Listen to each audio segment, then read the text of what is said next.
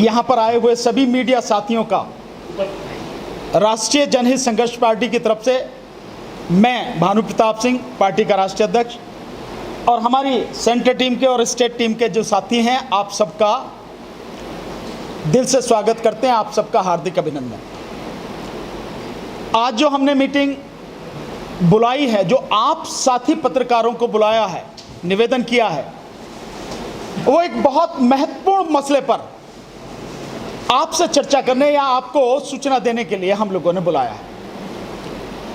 और वो सूचना जो है वो ये है कि आने वाले चुनाव में जो 2022 में 5 राज्यों में चुनाव होने जा रहा है, उन 5 राज्यों के चुनाव में हमारी पार्टी राष्ट्रीय जनहित संघर्ष पार्टी भी पूरी ताकत के साथ चुनावों में हिस्सा लेगी, भाग लेगी।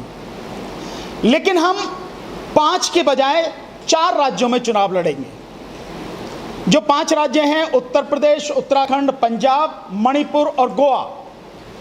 हम लोग गोवा में चुनाव नहीं लड़ेंगे, हम इन 4 राज्यों में चुनाव लड़ेंगे। हाँ, हम 4 राज्यों में चुनाव लड़ेंगे। उत्तर प्रदेश, उत्तराखंड, पंजाब और मणिपुर में। और इन राज्यों की सभी सीटों पर, उत्तर प्रदेश की 403 विधानसभा सीटों पर, पंजाब की 117 विधानसभा सीटों पर, उत्तराखंड की 70 विधानसभा सीटों पर और मणिपुर की 60 विधानसभा सीटों पर हमारी पार्टी विधानसभा का चुनाव लड़ेगी। और उन सब में जो हमारी लड़ाई होगी, हम केवल कोई एमएलए जीत जाए, ये केवल ये दिखाने के लिए कि हम केवल एक पार्टी हैं, भैया हम भी खड़े चुनाव में, हम इसके लिए चुनाव में हमारी पार्टी नहीं जा रही।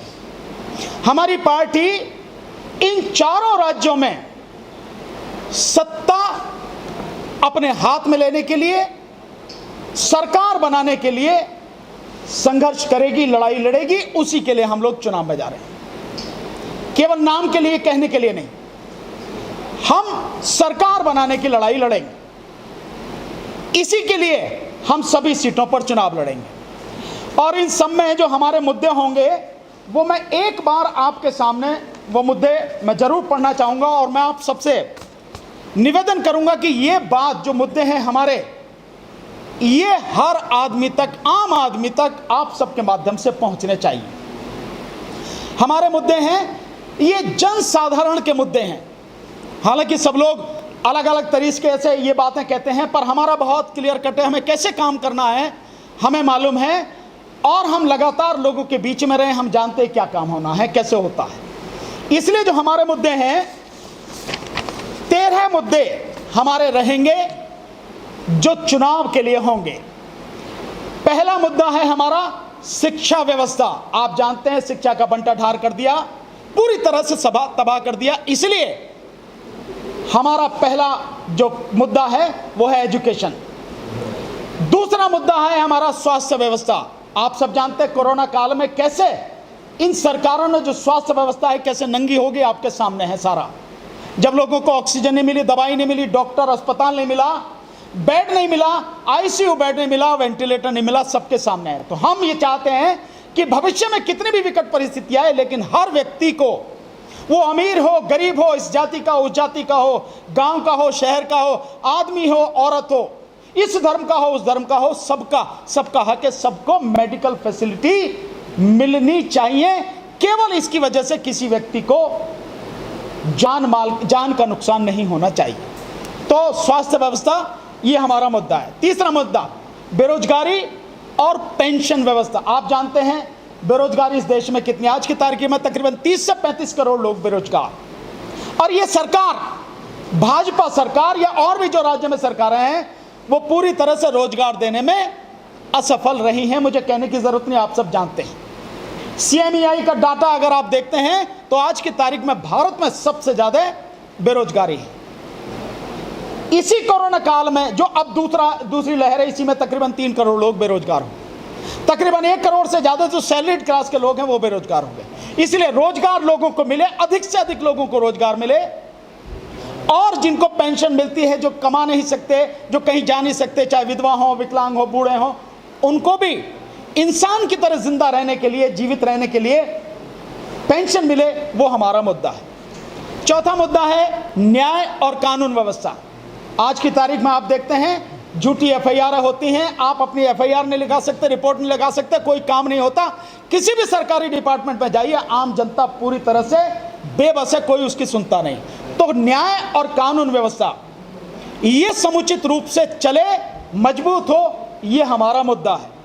इसके अलावा पर्यावरण संरक्षण, इसको लोग कभी महत्व देते नहीं है। और पार्टियां, बीजेपी पार्टी का बनाए तो जिस तरह से उसने काम किया है, और किसी भी प्रोजेक्ट के काम शुरू होने से पहले जो एक रिपोर्ट आती है पर्यावरण की, उसमें जो सुधार करने हैं, इन्होंने ऐसा बंटाढार कर दिया बीजेपी वालों ने, सेंट्रल गवर्नमेंट ने, कि आज की तारीख में पर्यावरण को पूरी तरह से तबाह कर दो, तब भी आपको कोई चिंता नहीं है।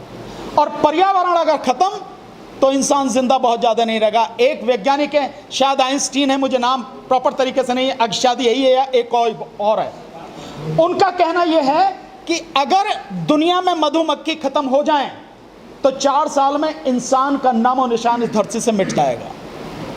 ये उनका कहना है, और ये सही भी है, क्योंकि जितना भी परागण होता है, यानी एक फूल से दूसरे फूल तक और दूसरी जगह से वहां तक, ये जितना भी सब कुछ होता है, ये मधुमक्खियां काम करती हैं। प्रकृति को हम समझते नहीं, इसलिए उसको ध्यान नहीं देते। तो ये पर्यावरण संरक्षण, ये हमारा एक मुद्दा है। नदियां किस तरह से गंदी हो रही हैं आप सब जानते हैं, पानी जहरीला हो चुका, हवा जहरीली।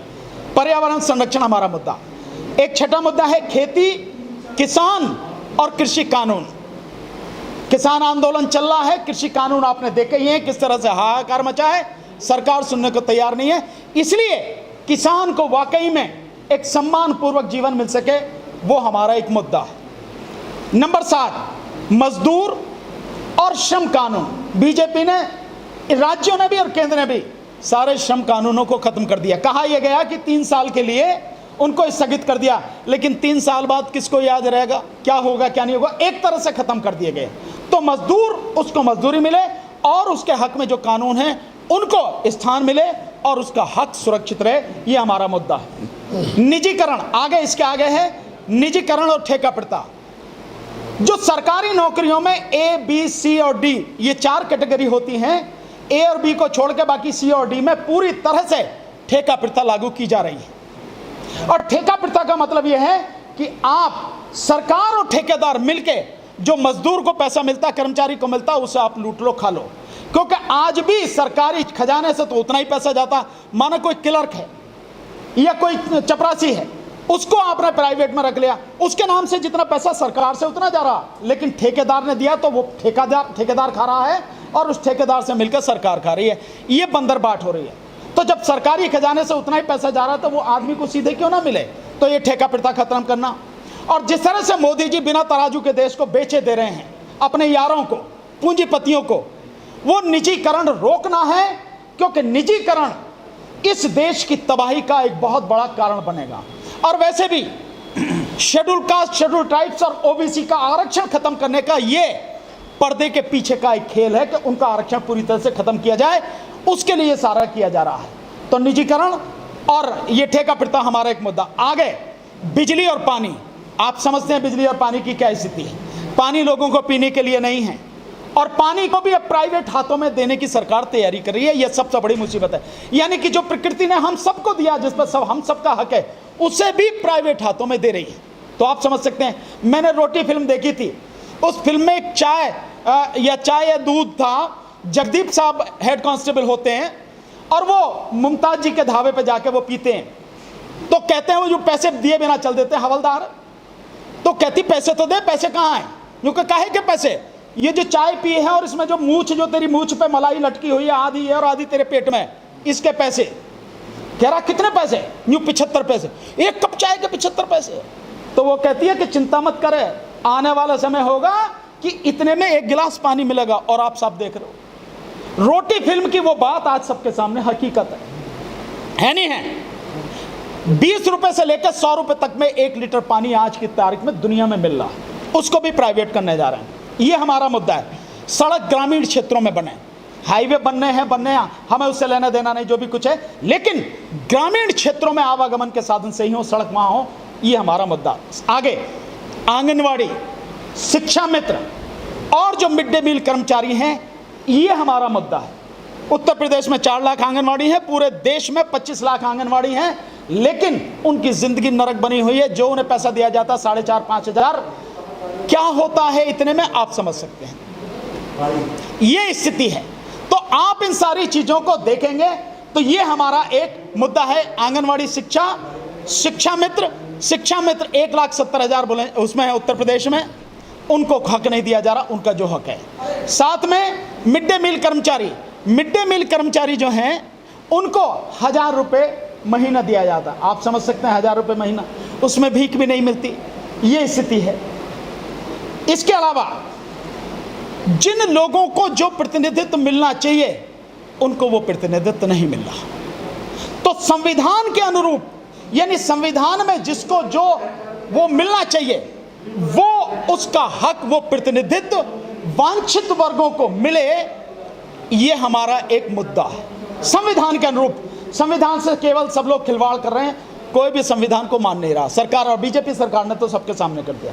इसके अलावा CAA, NPR और NRC, इसका विरोध पूरी ताकत से करेंगे। हमने किया भी, आप सब जानते भी हैं, पूरे देश में किया है, और किसी भी हालत में CAA, NPR और NRC लागू नहीं होने देंगे।